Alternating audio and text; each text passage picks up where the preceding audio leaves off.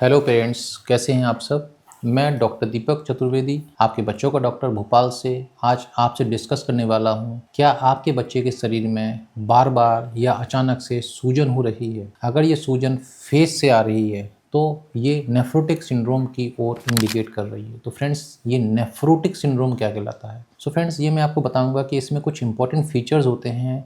जैसे कि अगर आपके बच्चे के शरीर में किडनी जो होती हैं वो लीकी हो रही हैं, मतलब कि किडनी की जो यूनिट होती है जिसको बोलते हैं ग्लोमेरुलाई, अगर उसमें प्रोटीन का लॉस होने लग जाता है तो प्रोटीन धीरे धीरे, और प्रोटीन जो है हमारे शरीर में वो मेजर है एल्बुमिन, तो अगर प्रोटीन का लॉस होने लग जाता है तो उसको बोलते हैं मैसिव प्रोटीन यूरिया। अब प्रोटीन यूरिया अगर हो रहा है तो क्या होता है कि प्रोटीन की शरीर में कमी होने लग जाती है, और शरीर में कमी होने से हमारे जो शरीर में जो एल्बुमिन है वो एक ऑन्कोटिक प्रेशर को मेंटेन करता है।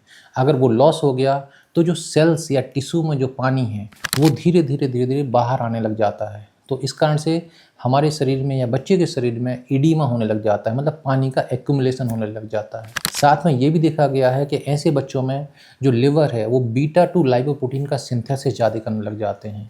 ये लिपिड के प्रोटीन्स होते हैं, तो इस कारण से लिपिड बढ़ने लग जाता है हमारे बच्चे के शरीर में। तो ये बोला जाता है कि हाइपर कोलेस्ट्रोलीमिया हो सकता है, और ये जो बढ़ा हुआ कोलेस्ट्रॉल है ये बच्चे के यूरिन से निकलने लग जाता है। कुछ कुछ बच्चों में बीपी बढ़ा हुआ होना, जैसे कि हाइपरटेंशन या यूरिन में ब्लड आना जिसको बोलते हैं हेमेचूरिया, ये भी सिम्टम्स देखे जाते हैं। तो अगर ये सब सिम्टम्स आ रहे हैं और बच्चे के शरीर में धीरे धीरे सूजन हो रही है तो इस कंडीशन को नेफ्रोटिक सिंड्रोम बोला जाता है।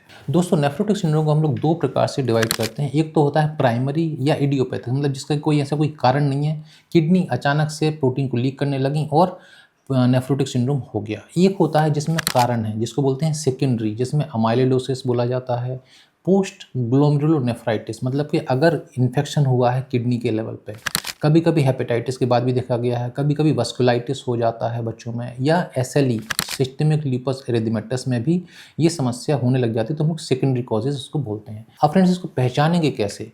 तो क्लिनिकल फीचर बहुत इंपॉर्टेंट होते हैं। क्लिनिकल फीचर में यही देखा जाता है कि बच्चे को अचानक से धीरे धीरे आँखों के पास सूजन आने लग जाती है।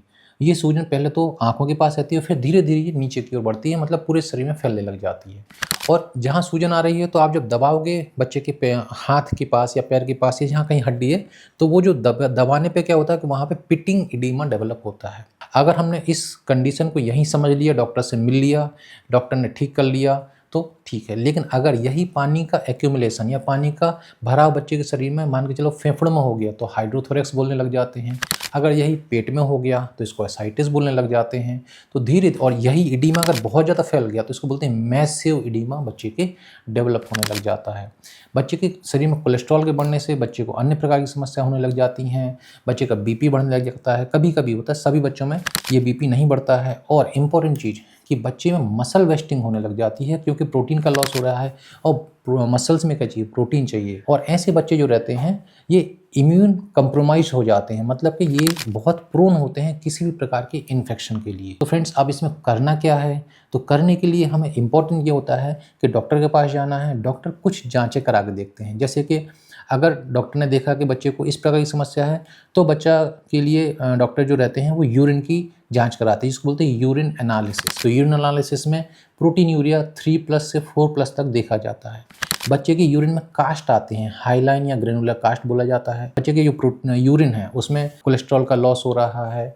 यूटीआई एक इम्पॉर्टेंट चीज़ है कि हो सकता है कि यूटीआई के कारण बच्चे को नेफ्रोटिक सिंड्रोम हुआ हो, तो यूरिन में पस सेल्स ज़्यादा आने लग जाती हो। अगर हमने उसी को कल्चर के लिए भेज दिया तो कभी कभी डिफरेंट प्रकार के बैक्टीरिया बच्चे के यूरिन में ग्रोथ करते हैं। कुछ जांचें और होती हैं, जैसे कि C3 लेवल करना पड़ता है, क्योंकि जो नेफ्रोटिक सिंड्रोम है इसमें प्राइमरीली हमने उसको 2 में डिवाइड किया है।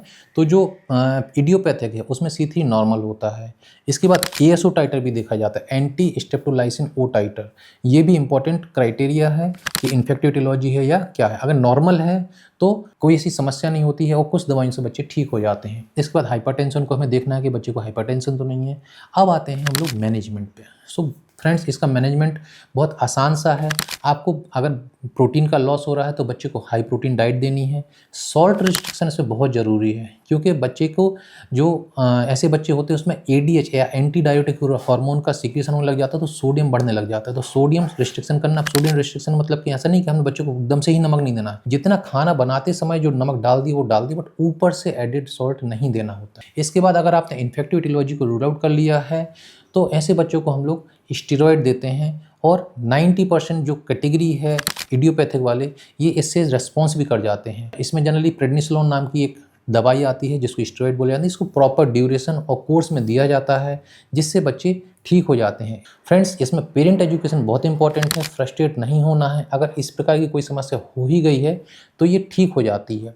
इसकी एक सेकेंड वैरायटी है जिसको हम बोलते हैं स्टेरॉयड रेजिस्टेंट नेफ्रोटिक सिंड्रोम। इसके बारे में आपसे दूसरी वीडियो में डिस्कस करूंगा। अब इसमें आपको अगर कुछ मेरे से क्वेश्चन पूछना है तो आप डेफिनेटली मेरे से बात कर सकते हैं, पूछ सकते हैं। धन्यवाद, नमस्ते।